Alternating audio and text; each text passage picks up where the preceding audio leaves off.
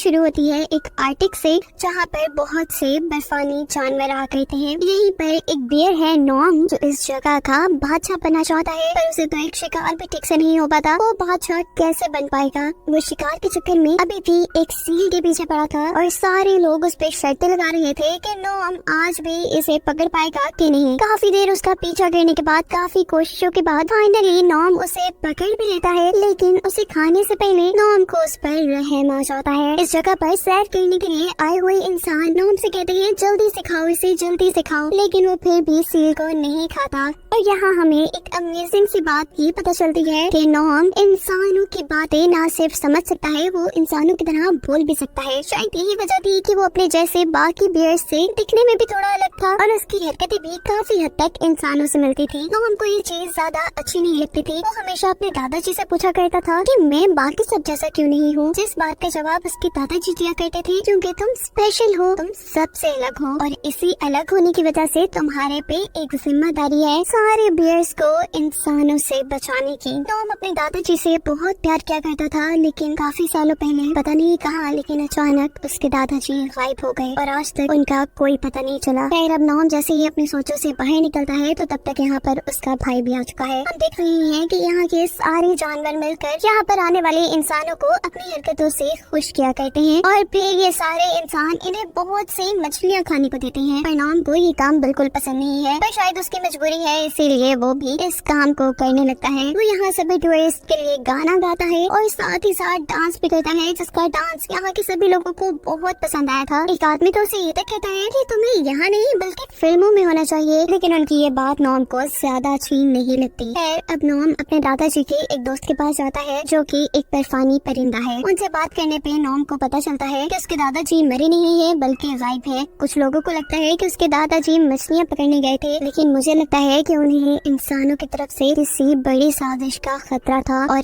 इसी साजिश को रोकने के लिए और हमें बचाने के लिए वो कहीं गायब है। ये बात करते हुए परिंदा नॉम को एक घर भी दिखाता है जो नॉम की दादाजी की जमीन पर बना हुआ था। वो कहते हैं आज यहाँ पे एक घर है, देखते देखते यहाँ पे 100 घर बन जाएंगे, यहाँ इंसान आके बसना शुरू कर देंगे और हमारा घर खतरे में पड़ जाएगा, हम फिर कहाँ जाएंगे। इस सब के बाद नॉम को ऐसा लगता है कि उसके दादाजी के गायब होने में भी इंसानों का ही हाथ है। वो ये सारी बातें बताने के लिए इस जगह के राजा के पास जाता है जो कि फिलहाल नॉम के ही डैड हैं। उसके डैड नॉम की सारी बातें करते कहते हैं कि तुम इन चीजों पे ज्यादा ध्यान नहीं दिया करो, तुम उस जगह से दूर रहा करो, वो सिर्फ एक ही घर है और इंसानों की रिसर्च के लिए बनाया गया है, इससे ज्यादा कुछ नहीं। उनकी ये सारी बातें सुनकर नॉम काफी दुखी होकर वहाँ से दूर चलाता है और यहाँ पे नॉम के दोस्त आकर उससे कहते हैं मैं जानती हूँ नॉम, तुम बिल्कुल सही सोच रहे हो, तुम यहाँ इनकी बातों पे ध्यान ना दो, तुम्हें इस आर्टिक को बचा सकते हो। अगर तुम्हें खुद पे भरोसा है तो तुम्हें लड़ना चाहिए, सिर्फ अपने लिए नहीं बल्कि हमारे लिए भी।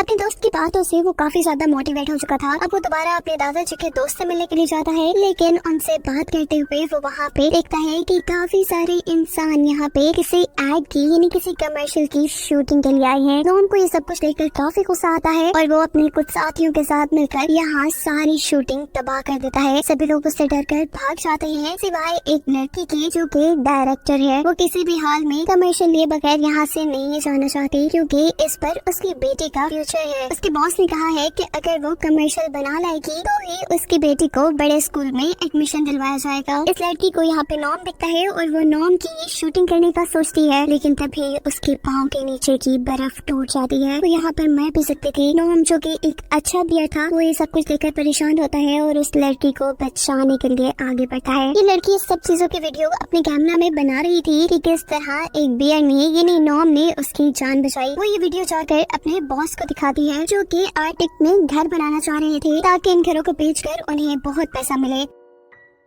इसी मकसद से उन्होंने इस लड़की को भी एड बनाने के लिए आर्टिक में भेजा था ताकि लोग ये कमर्शियल देखकर उनके घर खरीदें। ये वीडियो देखकर उसका बॉस काफी खुश हुआ था। उसे एक नया आइडिया मिला था और वो वीरा से यानी इस डायरेक्टर लड़की से कहता है कि जो कोई ऐसा एक्टर ढूंढो जो बिल्कुल इस पोलर बियर जैसा दिखता हो ताकि हम उसके जरिए एड बना सके। हम देखते हैं कि नॉम और उसके बाकी सारे साथी वीरा और उसके बॉस की सारी वीडियो कॉल सुन रहे थे। नॉम के दादाजी का दोस्त जो कि परिंदा है वो नॉम को कहता है कि देखो उन्हें तुम्हारी जैसा दिखने वाला कोई एक्टर चाहिए, तुम खुद क्यों नहीं इसके लिए चले जाते? ऐसे तुम इन लोगों के साथ मिल भी जाओगे और तुम्हें मौका भी मिल जाएगा अपने आर्टिक को इंसानों से बचाने का। नॉम को अपने दादाजी के दोस्त की ये बातें काफी हद तक समझ आ रही थी, इसीलिए वो वीरा के साथ ही छुप कर न्यूयॉर्क आ जाता है। वीरा के बॉस के लोग इस बियर को पकड़ने ही वाले थे, लेकिन जैसे तैसे करके वो अपनी जान बचा के यहाँ से भागता है और बाहर निकलने पे वो देखता है कि काफी सारे लोग पोलर बियर जैसे कपड़े पहनकर यहाँ इंटरव्यू देने के लिए आए हैं। वो खुद भी इन्हीं लोगों में शामिल हो जाता है ताकि वो भी एक्टर बनने के लिए इंटरव्यू दे पाए। जहाँ एक आदमी नॉम को इंसान समझ रहा था, वो नॉम से कहता है तुम्हारा तो कॉस्ट्यूम बिल्कुल एक असली बियर जैसा है, मुझे लगता है कि तुम ही ये ऑडिशन जीतोगे, मैं जा रहा हूँ कोई और एक्ट ढूंढने के लिए। सीन कट होकर हमें दिखाया जाता है कि ये डायरेक्टर लड़की अब सभी बियर बने हुए इंसानों का इंटरव्यू ले रही थी, लेकिन ये सब लोग एक्टिंग इतनी अच्छी नहीं कर रहे थे कि तभी यहाँ पर नॉम आकर जोर से बुलाता है। उसकी आवाज सुनकर डायरेक्टर को पता चल गया था कि बस यही है जो हमारे लिए काम कर सकता है। डायरेक्टर उसे अपने बॉस के पास लेके जाती है। बॉस को भी नॉम पसंद आता है, लेकिन कहीं ना कहीं उसे ये भी भनक हो गई है कि नॉम एक इंसान नहीं बल्कि असली बियर है, क्योंकि उसके अंदर से असली बियर जैसी बदबू आ रही थी। डायरेक्टर को नॉम यहाँ से एक होटल में लंच करवाने के लिए ले जाती है, जबकि वो बॉस एक खुफिया जगह आता है जहाँ पर एक और बियर कैद था। ये कोई और नहीं बल्कि नॉम के दादाजी थे और इसे इस बॉस ने ही किडनैप किया हुआ था, क्योंकि ये बियर उन्हें उनके मकसद में कामयाब नहीं होने दे रहा था, अंटार्कटिक पे घर बनाने के मकसद में। अब यहाँ इस बॉस को लग रहा है कि यही वो बियर है जिसने अपने एक साथी को यहाँ पे बुलाया है ताकि एक बार दोबारा ये बियर मिलकर उसका प्लान फ्लॉप कर सके। ये सारी बातें कहने के बाद बॉस इस बियर से कहता है तुम्हें क्या लगा था कि मैं तुम्हारी चाल पहचानूंगा नहीं? देखो मैं कैसे उस बियर को मारता हूँ। ये बॉस अब बेहोश करने वाली गन को लेकर एक होटल में जाता है जहाँ पर नॉम ऑलरेडी बैठा हुआ था। यहाँ के सारे लोग घबरा जाते हैं, लेकिन नॉम नहीं। नॉम अपनी ऊट पटांग की हरकतें दिखाते हुए बड़े मजे से बॉस के पास जाता है और उनके हाथ से ये गन लेकर शेफ के हाथ में फेंक देता है। अब शेफ जब वो गन चलाते हैं तो नॉम के बजाय वो बॉस खुद ही बेहोश हो गए थे। नॉम की चालाकियां देखकर यहाँ पे बैठे हुए सारे लोग नॉम को बहुत शाबाशी देते हैं। सभी लोग अब नॉम के जैसे फैन बन गए थे यहाँ पे बैठे हुए। कुछ देर बाद हमें पता चलता है कि यहाँ जो कुछ भी हुआ था कोई इस चीज को रिकॉर्ड कर रहा था। ये लोग नॉम की बहादुरी से की हुई इस लड़ाई को चैनल के ऊपर चला देते हैं, जिसकी वजह से इनके चैनल की रेटिंग बहुत ज्यादा बढ़ जाती है। अब ये देखते हुए कि नॉम तो उनका काम आसान कर रहा है, ये बॉस भी नॉम से माफी मांगते हैं कि मैं तुम्हें मारने के लिए आया था। ना सिर्फ ये बल्कि वो तो नॉम को एक बहुत ही उम्दा घर भी देते हैं रहने के लिए। इस घर में आके नॉम को खुशबू आती है ऐसी जैसे उस जैसा कोई और भी बियर यहाँ पर है। वो ये सब कुछ चेक करना चाहता था, पर कैसे? इस कमरे में तो कैमरास लगे हुए थे, उसकी हर हरकत पे नजर रखी जा रही थी। तभी उसके दिमाग में एक बड़ा ही मजे का आइडिया आता है। वो पहले इस घर से बाहर जाता है और उस आदमी को ढूंढता है जो आदमी पहले उसी की तरह बियर बन के इस ऑफिस में ऑडिशन देने के लिए आया था। वो इस आदमी से कहता है कि तुम मेरी जगह मेरे आलीशान घर में रह सकते हो, तुम्हें वहाँ अच्छा खाने को भी मिलेगा और वहाँ तुम्हें काफी मजा भी आएगा। नॉम का आधा काम तो आसान हो गया था, लेकिन अभी बड़े बड़े काम बाकी थे। नॉम को यकीन था कि अगर यहाँ पे कोई बियर है तो वो उसके दादाजी ही हो सकते हैं और जरूर इनको पकड़ने के पीछे भी उस बॉस का ही हाथ होगा। वो अपने बॉस के कमरे में जाकर अपने दादाजी से मुताल्लिक चीजें ढूंढने लगता है, शायद उन्हें यहाँ से उनके दादाजी का पता चल जाए।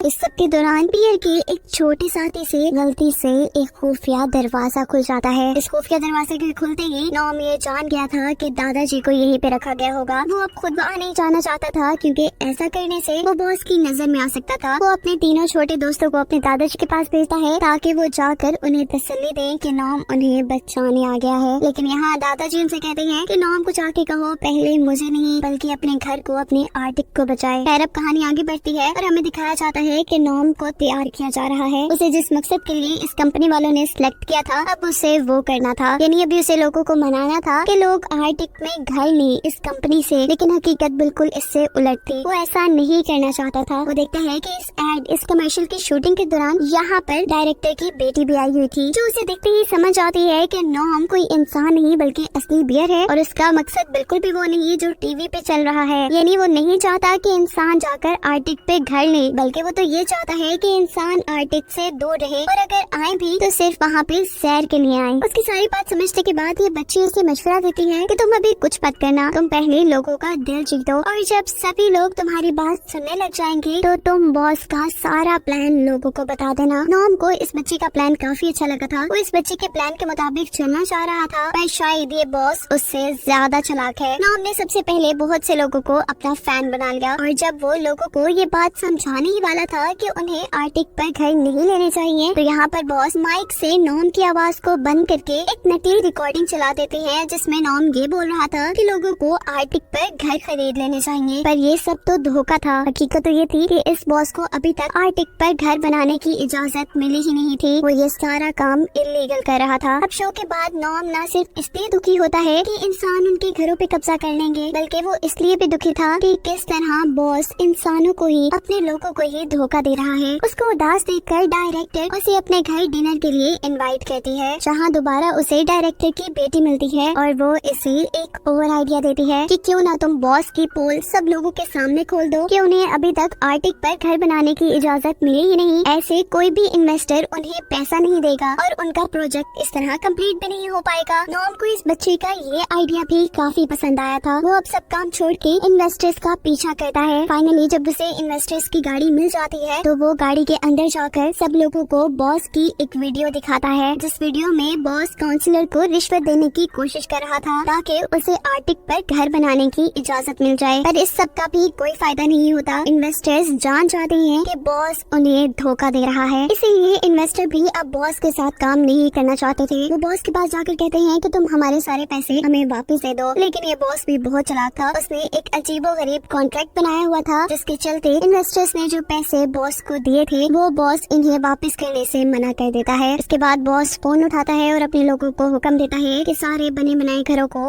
आर्टिक में जाके फिक्स कर दो और साथ ही उस बियर को भी मार देना जो बियर काफी सालों से उनके पास कैद है। यदि वो नॉम के दादाजी को मारने का हुक्म दे रहा था। इससे पहले कि नॉम के दादाजी को कोई नुकसान होता, नॉम जल्दी से अपने दादाजी को बॉस की कैद से आजाद करवा देता है और अब इन दोनों का एक ही मकसद था, अपने घरों को बचाना। बॉस जिसे लग रहा था कि हर वक्त उसकी नजर नॉम पे है, वो अब नॉम के हाथों काफी बेवकूफ बन चुका था क्योंकि नॉम ने धोखे से अपनी जगह किसी और को बिठाया हुआ था। जैसे ही ये हकीकत बॉस को पता चलती है, बॉस जल्द अज जल्द नॉम और उसके दादाजी को पकड़कर दोनों को बेहोश करके एक प्लेन में डाल देता है। वो इसी प्लेन में इन दोनों बियर्स को मरवाना चाहता था, लेकिन यहाँ पर नॉम के जो छोटे छोटे साथी उसके साथ यहाँ आए थे वो प्लेन का दरवाजा खोल देते हैं और ऐसे नॉम और दादाजी दोनों प्लेन से नीचे गिर जाते हैं। उनकी जान तो बच जाती है, लेकिन अब वो लोग समुद्र में गिर चुके थे। और कुछ ही सेकंड बाद हमें पता चलता है कि वो दोनों अभी भी जिंदा हैं। अब इसी समुद्र में उन्हें वो शिप्स भी नजर आती हैं, जिन बड़ी बड़ी शिप्स के जरिए इन घरों को आर्टिक तक ले जाया जा रहा था। नॉम और दादाजी दोनों मिलकर ये प्लान करते हैं हम इन शिप्स के ऊपर से इन घरों को अलग कर दें ताकि ये घर समुद्र में ही तबाह हो जाए और कोई भी घर आर्टिक तक पहुँचे ही ना। नॉम और दादाजी बहुत मेहनत करते हैं, उनका प्लान कामयाब भी हो जाता है। वो सारे घरों को शिप से अलग भी कर देते हैं, लेकिन इस सब में नॉम के दादाजी कहीं खो गए थे। ये खबर जब बॉस को मिलती है कि उसके सारे घर आर्टिक पहुंचने से पहले ही डूब गए तो उसे बहुत बड़ा झटका लगता है। अब एक दूसरा झटका